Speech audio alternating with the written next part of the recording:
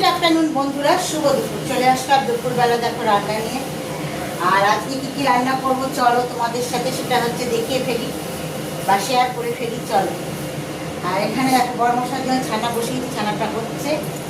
আর ভাতটা তোমাদের দেখাই না বন্ধুরা, এক সপ্তাহ হয়ে গেছে ভাত। আর এখানে করেছি দেখো আজকে পাট শাক ভাজা করেছি, কাঁচা লঙ্কা, শুকনো লঙ্কা, রসুন ফোড়ন দিয়ে পাট শাক ভাজা করেছি। এই পাট শাকটা আমার হচ্ছে খুব প্রিয়। পাট শাক আমি খেতে খুব ভালোবাসি, যে কোনো শাকই ভালোবাসি। পাট শাক, কলমি শাক, লাল শাক, তারপরে কত ডিমের শাক, অনেক শাকই খেতে ভালোবাসি, শাকটাই খেতে ভালোবাসি। আর এদিকে দেখো কড়াইটা বসিয়ে দিয়েছি, তার তেলটা দিয়ে দাও। বাটির মধ্যে কিছুটা তেল তোলা ছিল, বেগুন ভাজা করেছিলাম কালকে রাত্রিবেলায়, তাই আমি তেলটা কেটে রেখেছিলাম। আর একটু তেল লাগবে এর মধ্যে।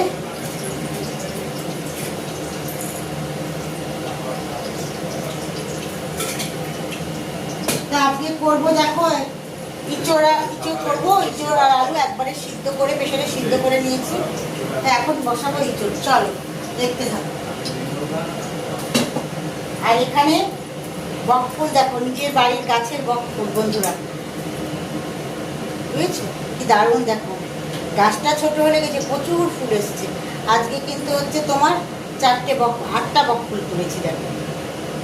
তারপর খাওয়ার সময় এটা ভাজবো, এটা চালের গুঁড়ি আর বেসন মেখে রাখবো, আর খাওয়ার সময় হচ্ছে ভাজবো গরম। আর নিজের গাছের জিনিস কি বলতো, যাই হোক না কেন একটুও হোক, এটাই হচ্ছে বেশি আনন্দ লাগে। তা দেখো এটার মধ্যে আমি তেলটা গরম হয়ে এসছে, এর মধ্যে গোটা জিরেটা ফোড়ন দিয়ে দিচ্ছি। আর ধুয়ে রাখা পরিষ্কার ইঁচড় আমি এটা সিদ্ধ করে নিয়েছি, আবার একবার আমি এটাকে একটু ধুয়ে নিচ্ছি।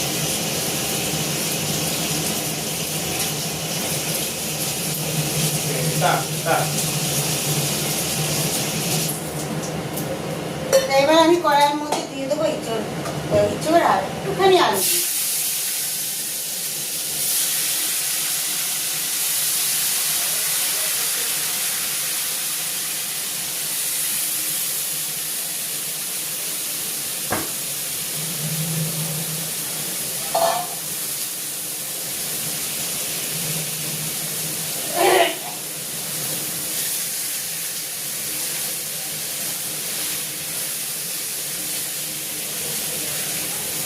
আমি এর মধ্যে এবার লবণ আর হলুদ দিয়ে দেবো।